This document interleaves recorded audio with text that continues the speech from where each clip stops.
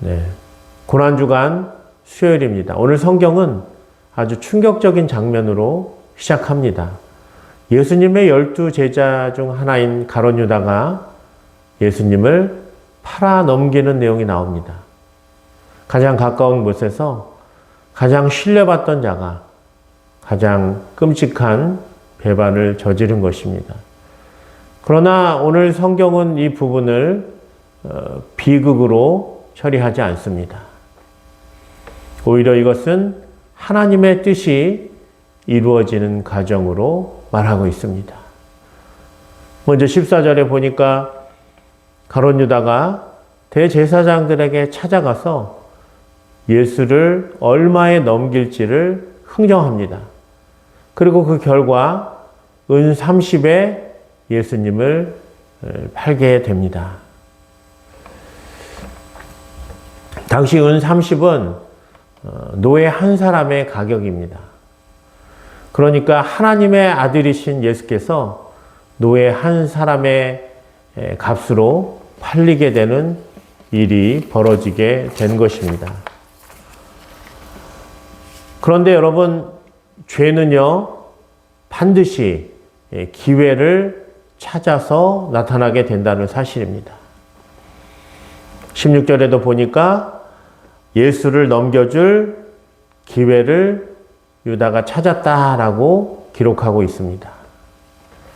여러분, 죄는 끊임없이 빈틈을 찾습니다. 죄는 빈틈을 찾다가 기회를 포착하고 그리고 죄가 형성되게 되는 것입니다. 여러분, 창세기에 나오는 아담과 하와의 죄도요, 어떻게 그들이 죄를 지었는가? 그것은 사탄이 그에게 선악과를 따먹으라고 했을 때 아담과 하와는 무엇이 그들의 마음을 흔들었을까요? 바로 선악을 알게 하는 나무의 과실을 먹게 되면 그들의 눈이 밝아져 하나님과 같이 된다는 그 사탄의 말이 그들에게 만족감을 주었다는 거예요. 그래서 죄는 어느 날 갑자기 나타나서 죄를 짓게 되는 것이 아니라 반드시 기회를 타고 그 기회가 만족감으로 주어질 때 죄가 생겨난다는 것을 기억해야 할 것입니다.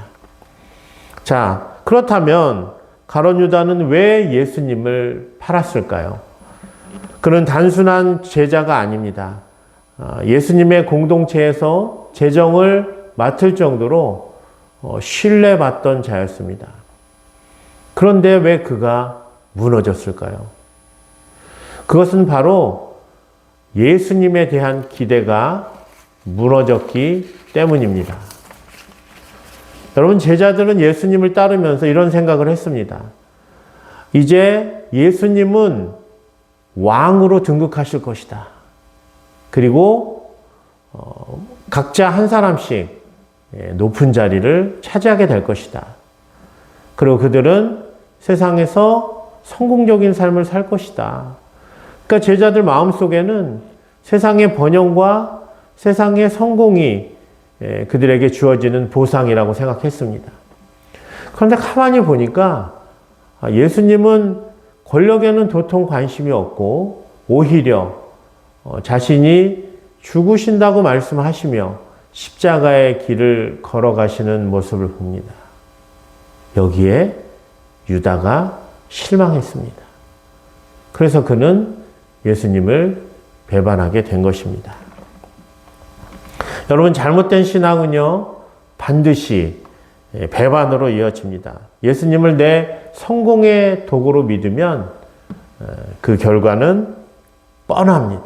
고난이 올 때 넘어지게 된다는 사실입니다. 그러므로 참된 신앙은 예수님이 누구인가를 아는 것입니다. 근데 정말 중요한 것은 뭐예요? 가룟 유다의 이런 배반 속에서도 하나님의 뜻은 이루어진다는 거예요. 우리가 결코 놓치지 말아야 할 것은 인간의 죄가 절대로 하나님의 계획을 무너뜨리지 못한다는 거예요. 오히려 하나님의 뜻 안에서 사용된다는 사실입니다. 이것이 바로 복음의 신비라고 말할 수 있습니다. 여러분, 우리의 인생도 마찬가지 아닙니까? 우리의 인생도 때론 아픔과 상처와 슬픔과 고통 속에 살아가게 됩니다. 그러나 하나님은 그것까지 사용하셔서 더 큰 구원을 이룬다는 사실을 깨달아야 합니다. 한 목사님의 이야기입니다. 그는 십수년의 목회를 하면서 자신의 비전이 무엇인지, 자신의 사명이 무엇인지를 알지 못했다고 합니다. 그래서 하나님께 밤낮 부르짖으며 기도했다고 합니다. 하나님, 저의 비전은 무엇일까요? 저는 대체 어떤 목회를 해야 됩니까? 라고 그렇게 하나님께 매달려 기도했습니다. 근데 하나님께서는 전혀 응답하시지 않고 아무런 말씀도 하시지 않는 거예요. 그러던 어느 날 그는 자신의 지난 날들을 생각하게 됩니다.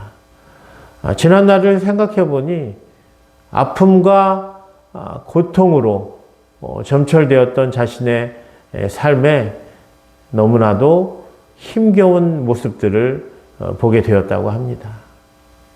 그러면서 드는 생각이, 그래. 나같이 상처와 아픔과 고통 속에 살았던 사람들을 내가 돌보고 케어해야 되겠구나. 그래서 그는 그것이 자신의 사명인 줄 알고 그러한 목회적인 삶을 살게 되었다는 사실입니다. 여러분, 우리가 지워버리고 싶은 지긋지긋한 지난 우리들의 삶은 하나님이 그것을 실패로 만들지 않으시고 하나님이 쓰시는 귀한 재료가 된다는 사실입니다. 우리의 구원은 우리의 찬란한 날들을 통해서 이루어지는 것이 아니라 우리의 상처와 우리의 아픔과 우리의 고통이 버무려져서 그것을 실패로 만들지 않으시는 하나님의 능력으로 말미암아 구원이 이루어지게 되는 것입니다. 여러분, 예수님이 십자가에서 죽으시는 이러한 상황도요, 어찌 보면 예수님에게 너무나 수치스러운 일입니다. 그래서 아마 성경 저자는 이것을 빼는 것이 더 이치에 맞지 않나 싶습니다. 그럼에도 불구하고 이런 내용을 빼지 않고 너무나 자세하게 진술하고 있는 것은 하나님의 계획이 이 속 안에 담겨져 있고 인간이 실패라고 말하는 그 십자가가 하나님은 실패가 아니라고 말씀하시는 그런 내용들이 포함되어 있다는 사실입니다. 하나님이 세우신 계획은 절대로 실패하지 않으며 그것을 온전히 승화시켜서 완전한 구원을 이루는데 사용하신다고 말할 수 있습니다. 그 말씀을 정리하겠습니다. 여러분, 오늘 본문에서 말씀하고 있는 중요한 핵심은 무엇입니까? 우리와 예수님의 기대와 우리가 예수님의 기대와 같아야 된다입니까? 맞습니다. 우리의 기대가 예수님의 기대와 다르면 우리는 실망과 배반으로 이어질 수 있다는 것입니다. 그러나 정말 중요한 오늘 핵심은 무엇입니까? 하나님의 아들이 제자에게 팔려서 십자가에 달려 죽으신 것이 실패하지 않는 하나님의 계획인 것처럼 오늘의 우리가 한숨 짓는 이 나날들도 실패가 아니라 하나님이 이루어 가시는 축복의 하루라는 사실을 기억하라라는 것입니다. 오늘도 이 말씀을 기억하시면서 오늘 하루도 하나님이 나의 구원을 온전케 하시는 하나님의 뜻이 담긴 축복의 한날이라는 사실을 믿으시기 바랍니다.